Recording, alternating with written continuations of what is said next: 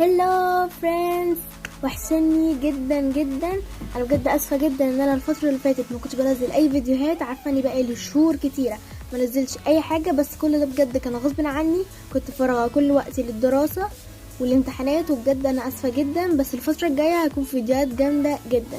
وفيديو النهارده بقى يعني بجد هو حاجه تخص الاجازه، لان انا من ساعه ما بدات الاجازه وانا زهقانه وعندي حالة اكتئاب كده عشان مش لاقي اي حاجه اعملها، فجالي شويه افكار حلوه عشان اعملها في الاجازه، فقلت اشاركها معاكم.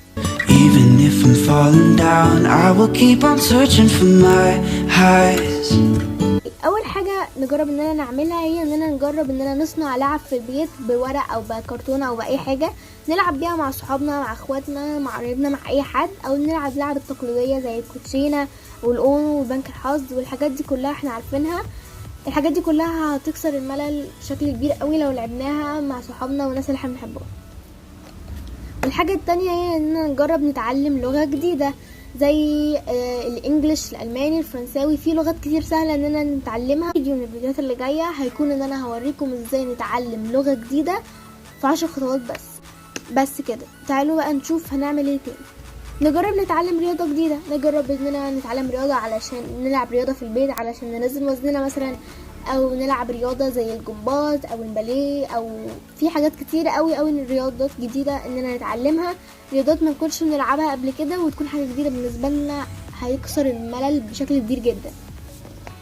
ورابع حاجة هي اننا نجرب نعمل حاجة جديدة في حياتنا، يعني حاجة نكون اول مرة نعملها وبجد هتكون حلوة قوي، زي مثلا اكلة غريبة نكون اول مرة نعملها في حياتنا فنجرب اننا نعملها. اكلة نكون اول مرة ناكلها في حياتنا ونجرب ناكلها ونشوف هيبقى رأينا فيها ايه. خروجة مكان غريب اول مرة نروحه يعني اي لعبة غريبة عمري ما لعبتها، حاجات جديدة نقعد نغير فيها ونجربها. بجد الموضوع ده هيكون حلو قوي. بحب قوي ان انا اجرب اعمل حاجات جديده واتعلم حاجات اكتر.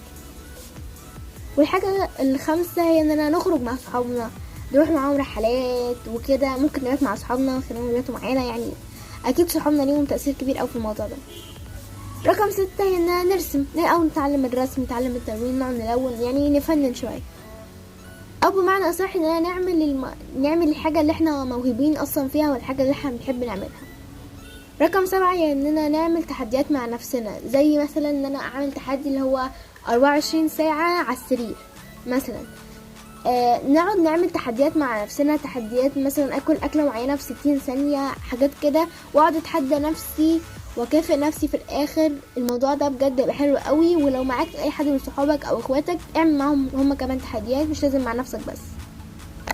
رقم 8 هي حاجة مش هتبقى مناسبة قوي بالنسبة للولاد، يعني بالنسبة للبنات اننا نعتني بنفسنا، نعتني ببشرتنا، بشعرنا، بجسمنا، بضوافرنا، باي حاجه. انا بالنسبه لي لما نفسيتي تبقى تعبانه بحب قوي ان انا اعتني بنفسي، الموضوع ده بيحسن قوي من نفسيتي.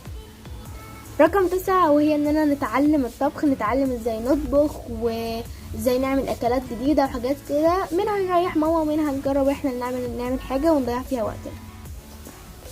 رقم 10 وهي اننا يعني هي برضو حاجه بناتي شويه، وهي اننا نقوم نلعب بالميك اب عادي. انا في اوقات الفراغ لما مبقاش لاقي اي حاجه اعملها بقوم احط اي ميك اب عندي وبقعد اتصور، بعد كده في نفس الثانيه بمسحه على طول عادي. رقم 11 وهي حاجه هتساعد ماما كمان، وهي اننا ننظف مع ماما البيت، ننظف اوضتنا ونرتبها ويعني نظبط شكل الاوضه كويس قوي، من ناحيه ان احنا نكون بنساعد ماما، ومن ناحيه تانية بنضيع برضو وقت وبنستفيد بوقتنا. ورقم 12 وهي اننا مثلا نعمل حاجات DIY كده علشان نزين اوضتنا، ومثلا علق صورنا على الحيطه، نعمل اي حاجه نخلي شكل اوضتنا شكلها حلو، ونزين اوضتنا ونزين البيت ونقعد نعمل حاجات ديكوريشن وكده. الموضوع ده هيكون مسلي جدا جدا جدا، ومش بس هيبقى مسلي، هنضيع وقتنا وكمان هنخلي شكل البيت جميل. وكمان في فيديو برضو هينزل قريب هيكون برضو عن تزيين الغرفه. رقم 13 هو اننا نعمل حاجات DIY كتير لحاجات مختلفة. ورقم 14 هي اننا نجرب مثلا اننا نتعلم كروشيه مثلا، او اننا نتعلم اي موهبة جديدة، او اننا نتعلم نعزف على آلات وكده. هي نفس فكرة اننا نتعلم حاجات جديدة يعني. بس انا بنصحكم انتوا تتعلموا كروشيه لانها بجد حاجة جميلة جدا، وممكن نعمل بيها هدوم وحاجات كتير قوي. وانا لسه في بدايتي بتعلمه يعني، ولما اتعلمه هقول لكم وهساعدكم ان انتوا تتعلموه. رقم 15 وهي اخر حاجه معانا في فيديو النهارده، وهي اننا نتعلم نعمل اكسسوارز في البيت. نقعد نعمل اكسسوارز وحاجات في البيت لينا ولصحابنا، نديها لهم كهديه وهتكون حلوه قوي. نضيع وقت وفي نفس الوقت نعمل حاجات مفيده.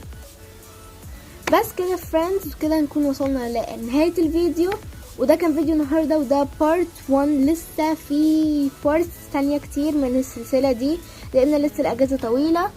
ولو عجبكم الفيديو متنسوش تعملوا لايك للفيديو وسبسكرايب للقناه وتعملوا شير مع اصحابكم، وكمان متنسوش ان انتوا تعملوا لي فولو في الانستجرام والفيسبوك، وكمان تكتبوا لي تعليق حلو جميل وتقولوا لي ايه اكتر حاجه بتحبوا ان انتوا تعملوها في الاجازه. وبس كده، لو عجبكم الفيديو متنسوش تقولوا لي في الكومنت. باي باي.